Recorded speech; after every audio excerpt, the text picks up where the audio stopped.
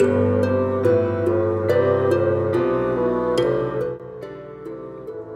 the beginning, there was only the custodian and the storyteller. There, in the center of their consciousness, a universe was born. Within that universe, the largest planet, Eos, came to be. Its denizens are just as magical and varied as the planet itself. This is their tale. Welcome back to Eos. Celo did not, in fact, make it to the wilds that night. Upon going and preparing himself, he wondered if it wouldn't be prudent to take some of his men. Upon further consideration, he approached Ace and Portal to see if they would accompany him. He didn't wish to take away from the Queen's Guard any more than he needed to. What? Hi there. I was wondering if you and Ace were interested in accompanying me to the wilds. Oh, no. Portal moves to close the door. Portal, What? don't slam the door in his face. I wasn't gonna slam it, just close it. With intention. Oh, wait, no. We don't do that to friends. First off, I do. Also, when did Celo become our friend? He's kinda just stuck serving Sam. That has nothing to do with us. I got this. Fine. Hi, Celo. Would you like some tea? No. No thanks. I'm on my way out of the area and was wondering if you and Portal wanted to go. Where to? The wilds. There's a creature out there. I have some curiosities about it. Are they a threat? Unknown. Recurring theme. Pardon? Oh, Khan asked us to go look for another recently. I see. Well, do you want to go? I'm game. Do we need supplies? How long are we going to be out? Supplies. Yes. Duration of the expedition is unknown. It's my intent to be back in service to the Queen as soon as possible, with or without the creature in question. However, it is the wilds, and it is not a very explored area. So, I didn't think it'd be smart to go alone. But I also didn't want to leave the Queen unprotected. Makes sense. Give us like an hour and we'll meet you out at the old tower site. Thank you. What the fuck? Why? Ace closes the door, cutting off Portal from being heard by Celo. He returns to the forest and gives final orders for his men, then awaits the arrival of Ace and Portal to the wilds. In the home of Khan and Niz, their communicators go off. Hello? Think I've got this button right. Hello? Hello? Hadrian. Hi. Khan, right? The soldier? I suppose. Do you need assistance? I need backup. The Shanramur Kingdom would be in your debt. I'm on duty to the Queen. Is something amiss? Yes. And no. Would you be able to meet me at the lake? Can I come? I don't know the situation, love. I want to get out of the house, babe. I don't like putting you in danger, Niz. I'll be careful. Alright. Hadrian, is this something you need a consultation on, or... We can't breathe under the water. Right. Can we maybe call Logic and see if he could come up with something to help? I didn't want to alarm the king and queen. Is this something that should be alarming? Slightly. Okay. From one soldier to another, What's going on? Will this need to involve the king and queen? Not exactly. I would feel more comfortable discussing this in person rather than on an unsecure line. Okay. Give us about 20 minutes to go see if logic can help, and then we will head over to the lake. Thanks so much. If you have any other tacticians that might be interested, bring them along too. Hadrian, contact Fuerza. If she can come, we will all converge at the lake around the same time. She is a brilliant military mind. Is that the tiger lady? Yes. Okay. Within 20 minutes, Khan, Niz, Fuerza, and Maximus all appear at the shore of the lake, waiting for Hadrian to surface. I wondered why Logic gave me 4 rebreathers. Well, not to feed Sam's dislike stuffed AVAX or anything, but it'll make sense if he monitor the common lives. Well, despite giving this soldier an assignment, a post, and a patrol, choices were made, so he's here. Soldier, you say? Oui, what is the problem?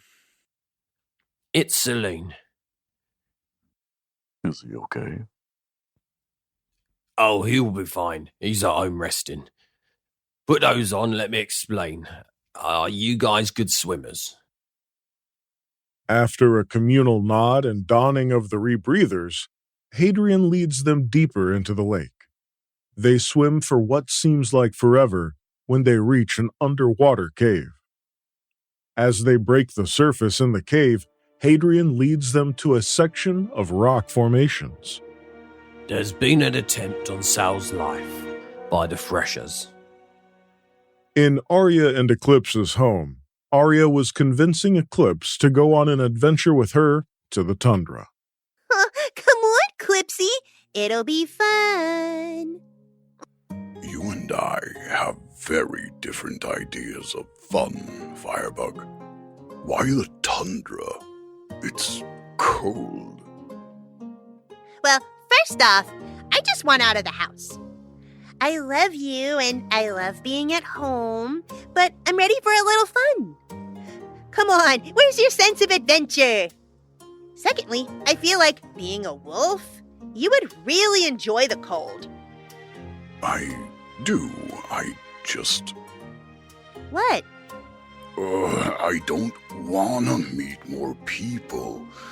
Didn't Ace and Portal say they saw some random creature out there at the glacier who walked up the side of it? That's weird, Ari. You think everything is weird. Getting stuck is weird. Being outside your home is weird. And yet, your mate is the weirdest of us all, and you love me. Most days. Rude. Come on, hun. It'll be fun. We can have a snowball fight. Okay.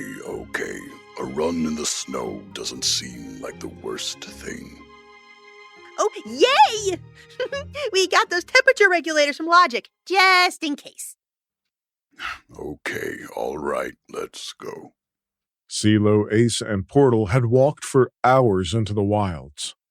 The trip was complicated by the dense root network underfoot. The rain had been non-stop, though the thick canopy of trees kept them dry in most places. What are we looking for, Celo? I don't know. Anything out of place? Well, when was the last time you were this deep in the wilds? I haven't been this deep in. Then how would you know what the fuck is out of place? I mean, a broken branch is universal for something having been through. Or footprints. Something like that. Celo picks up a broken branch with some deep blue flowers that appear very alive. Why is that out of place? Do you see any other blue flowers around here, Mr. Portal? No, I guess not. We found you. You found flowers. I just happened to be nearby. You are noisy in the Beaz of the Rain. Who are you? It matters not. You are trespassing. Now, will you leave quietly, or will there be a problem? Have you always lived out here? I come when the wilds call. Nothing more, nothing less. I see. The Queen cordially invites you for tea. No, Oh, I like her. I am not her. My people are born genderless. As we come of age, we choose a gender. However, I have left my people behind. In doing so, I refuse to choose a gender. It is what I know and what I prefer. Your people choose gender? Correct. Does water have a healing effect on you? Can we see you? The important thing is that I see you, elf. Why should I show myself? Or answer any of your questions? I think we started on the wrong foot. Hi, I'm Ace. This is my mate, Portal. The one with the temper and the lightning power. And the elf is Celo. We are sorry for intruding. We were only curious. You charm the animals? You choose gender? And I suspect the water thing is right. Are you a moon folk? A low growl fills the air as a small ocelot moves down through the trees and jumps down before them. They have a rich golden brown and white coat with inky black markings typical of an ocelot. Their eyes at the moment are flashing red as a wicked-looking blade is drawn on their approach towards the group. Those people are dead to me. Oh, I like them a lot. The weapon whizzes by Ace's ear, nicking it, and bites deep into the tree right next to Portal. I like them less now. Here, kitty. Before Ace or Celo can move, a lightning bolt smashes into the tree. Black smoke fills the air, and an unearthly yowl is heard. And when the smoke clears, both Alias and the knife have vanished. Well, that went great. Ace, are you all right? Yeah. Portal, I know you love me, but you're wrenching my head uncomfortably. Sorry. Just making sure. I know. So, Celo, you met the creature out in the wilds. Yeah. I don't think they'll harm us, but I do think it prudent to get out of their territory. You think? Fuck you. Back in the cave, Fuerza, Max, Niz, Khan, and Hadrian are in deep discussion. The Threshers? Like as in a treasure shark? Well, I'm sure that is where they got their name. Not all of them are sharks, though. There are mer people and jellies and other marine life that work with them. Some kind of gang? Yes, A political group that wants nothing more than to dethrone a Merline. Uncle, there you are.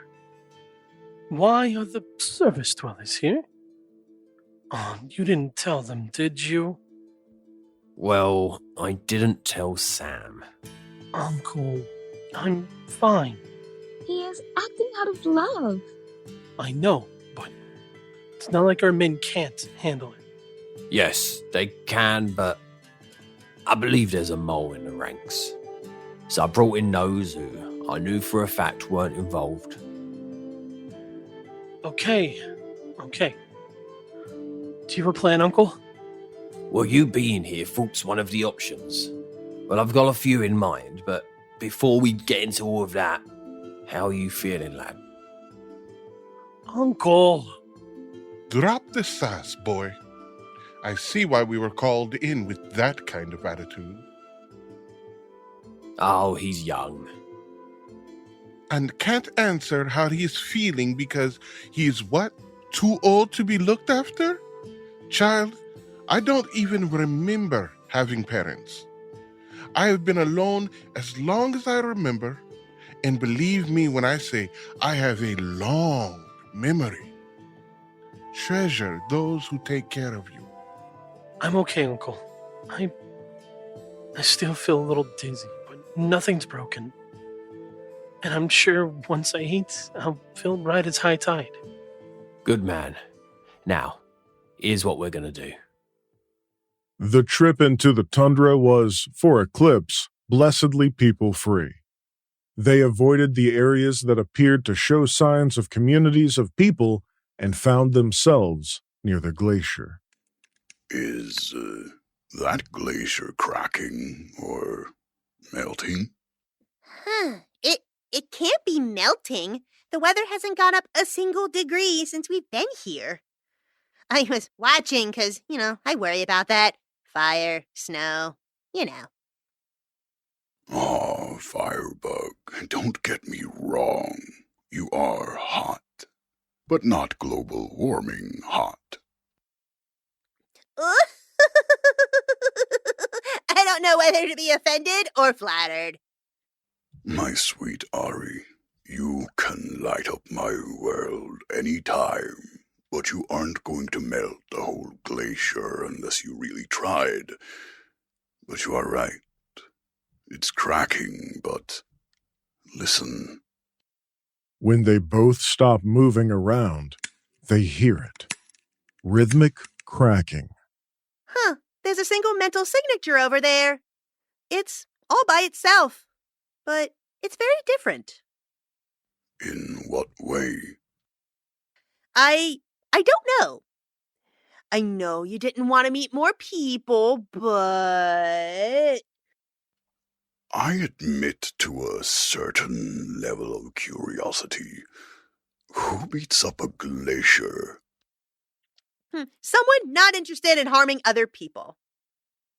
Then why practice? Well, he's all alone out here. Even if he doesn't want to hurt others, he still has to defend himself sometimes. I suppose that's fair. The two follow the base of the glacier until they find the snow lynx that Khan, Niz, Ace, and Portal had found before. He is training some kind of martial art neither Aria or Eclipse had ever seen. He doesn't even stop when they approach. Hello? The only thing Eclipse gets in response is the rhythmic punching. I get being in the moment, but this is just rude.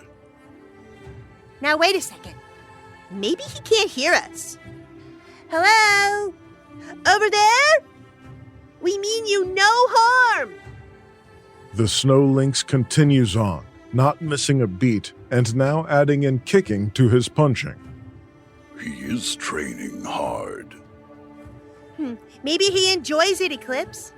I don't want to startle him, nor be on the wrong side of those hits. Perhaps we should move away and give him some time.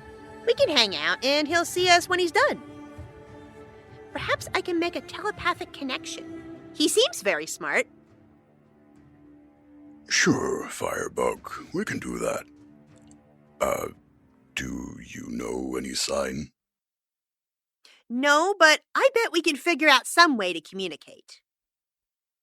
Aria and Eclipse sit nearby, watching him train, and an idea occurs to Aria. She pulls out her communicator and speaks with Logic and Avix, getting a visual translator ported to her. Ah, you're so smart. The words he signed will show up on that screen. Yeah, props to Logic. I just asked for something that could translate sign language, just so we could say hi, and we wish him no harm. We don't know anything about this man. He looks so young. When Aria and Eclipse look up, they see a third person peering over the technology they wear. Oh, hi. I'm so sorry. We didn't mean to intrude.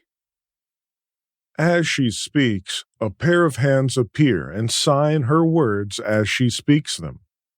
The snow lynx lights up as he begins to sign in breakneck speed as the words skating by Aria and Eclipse are so fast they have a hard time keeping up.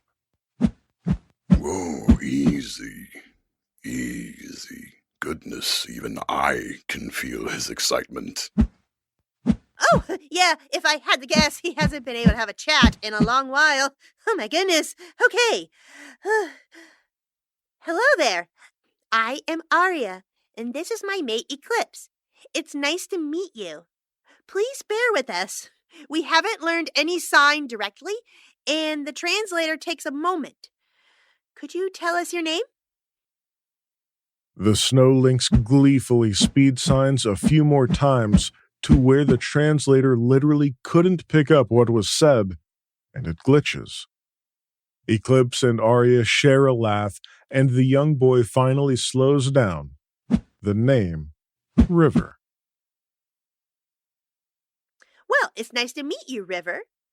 Are you alone out here?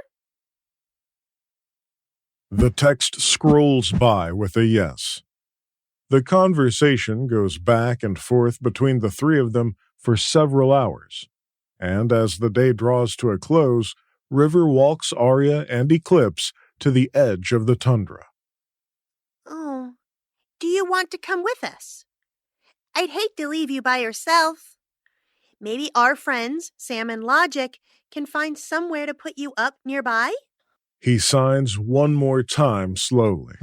The translator reads, "River is okay here, but come visit again soon. River likes you both. Bye." With that, he heads back towards the glacier, and moments later, it begins to snow. Aria and Eclipse head home and chat amongst each other. He shouldn't be alone. He said he lived alone his whole life out there. That doesn't make it right. No. No, it doesn't, Firebug. What kind of creature leaves a child for dead just because he's deaf? I think there are other challenges. I don't think there's anything wrong with him. I think he's lovely. What do you mean, Firebug? Well, I took a peek into his mind. He is so smart. But when I tell you his mind was snow white... Innocent? Yes. Even the most sheltered, though, don't have a mind like that at his age. Oh? I believe he's autistic. It could explain how he can maintain that level of innocence. I like him. Me too. I think he's lovely. I wonder why he wouldn't come with us. A couple things. I don't imagine he's used to seeing a lot of people. Perhaps that's why he walked away from Khan and the whole crew. Too much vibration. Also, he's been in the cold his whole life. Perhaps there's environmental concerns. Yeah, but Logic has those temperature regulators. Eclipse, Did you notice a stitch of clothing on that boy? No? Perhaps there's sensory things to consider too. Maybe we can chat with Logic. There's also dietary things. I don't know that I saw any other wildlife in his immediate area, other than those bunnies. Well, that's easy enough these days to go get. You want to bring him in? Kinda. Is that bad? No, sweet Clipsy. I think it's lovely. But on his time. Maybe we can work with Sam and Logic to see what accommodations we can get for him, if we can get him here. But first, I think it's smart for us to learn some sign language. It's not too late. Maybe we can go chat with Logic and Sam for a book and some advice. Or are you peopled out for the day? Oh, can we go tomorrow? Yeah, we can go tomorrow. Let's go home. The Center Chronicles is a Land of Eos production, written and directed by Elle Bee, with music and audio engineering by Naaza Reid, featuring the voice talents in order of appearance. Introduction by Beaz, Gavin Cash as the narrator, Oliver Kahn as Portal, NathanActs as Celo and Max, Madison Cole as Ace, Deep Voice Guy as Khan, Martin Lucey as Hadrian, Night Goddess as Niz, Beaz as Fuerza, the Merry Meg as Aria, Dreadwolf as Eclipse, Devanne Fredette as Alias, and Naaza Reid as Salain. The Center Chronicles is a free weekly podcast that you can enjoy on YouTube, Spotify, and Apple Podcasts. Thank you for listening. If you enjoyed the show, please like, comment, and subscribe. Give us a rating and let us know who your favorite character is. Until next time.